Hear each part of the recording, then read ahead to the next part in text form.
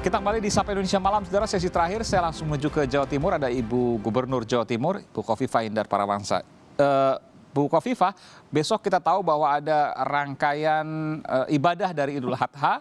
Di antaranya adalah sholat Idul Adha, lalu kemudian dilanjutkan dengan pemotongan hewan kurban. Biasanya ketika sebelum wabah ini kan berkumpul pada saat Idul Adha jelas bersama-sama, pada saat pemotongan kurban juga biasanya disaksikan juga bersama-sama. Tentu ini menjadi hal yang positif ketika di luar wabah. Tapi ketika pada saat wabah tentu ada kebiasaan yang harus kemudian dihilangkan. Apa yang kemudian bisa disampaikan di sini, Bu Gubernur?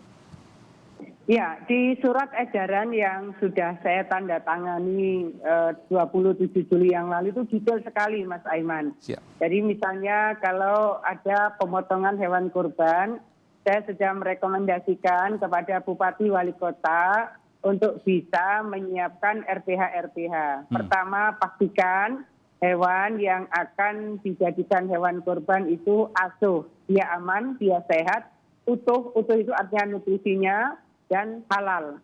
Saya datang ke 4 titik yang menjual hewan kurban, apakah peternak ataukah pasar hewan. Saya ingin pastikan bahwa seluruh kepala dinas peternakan di kabupaten kota memberikan sertifikat secara gratis bahwa status hewan yang akan dijadikan hewan kurban itu memang asuh, dia aman, sehat, utuh, dan halal. Pada posisi seperti ini, kehalalannya adalah kita sudah menyiapkan juleha, juru sembelih halal. Juleha ini di-training secara khusus. Ini luar biasa, Jawa Timur ada istilah-istilah baru ya, Bu. Dalam komando Pak Kanwil BI waktu itu kita menyiapkan juleha cukup banyak.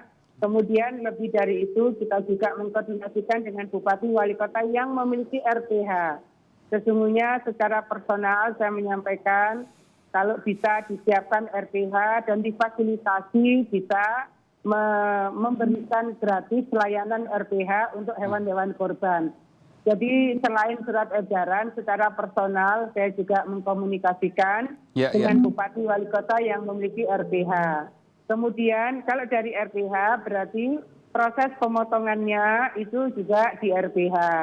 Lalu saya masih meminta proses distribusi dagingnya. Proses distribusi dagingnya jangan mengundang orang, jangan dibagi per orang, tetapi bisa dikonsolidasikan, dikoordinasikan oleh RT atau komunitas yang memang dipercaya. Mohon maaf, Bu. Kalau misalnya saya harus potong, mohon maaf. Ini yang menjadi penting tadi Ibu katakan proses distribusi dagingnya. Ada sepertiga yang dibagikan kepada pemiliknya, namun itu tidak harus selalu dibagikan. Tapi yang pertanyaan saya, tentu kan ketika ada pemotongan hewan kurban, biasanya ini warga yang fakir, miskin itu biasanya berkumpul untuk kemudian mengantri mendapatkan daging kurban.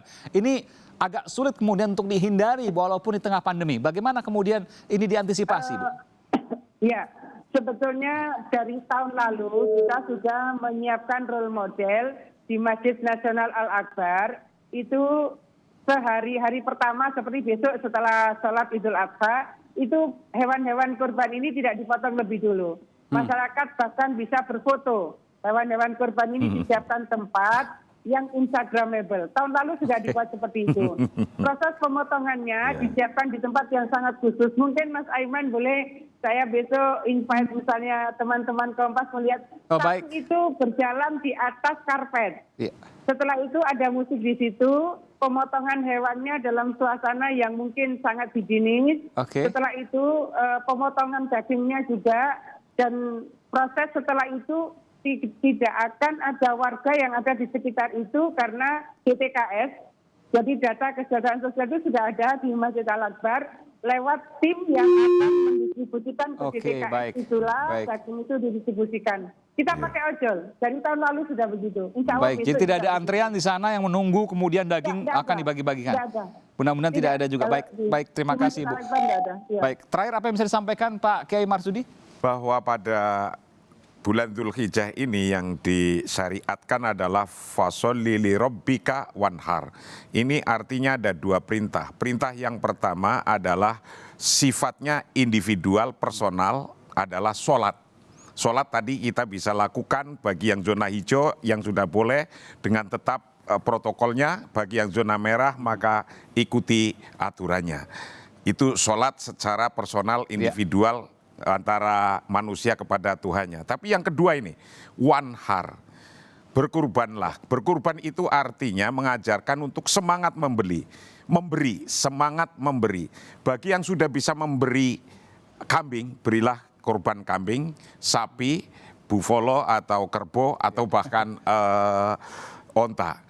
Tapi jika ternyata punyanya belum nyampe ke tingkat kambing atau apa, tetaplah berusaha kita untuk memberi, karena di kondisi COVID-19 ini, pandemi ini adalah saudara-saudara kita masih banyak membutuhkan. Baik. Maka semangat memberi menjadi sesuatu yang sangat penting untuk akhir-akhir ini. Baik, terima kasih Pak Kiai Marsudi, terima kasih juga pada Ibu Gubernur Riau Timur, Ibu Khofifah Indar Parawansa.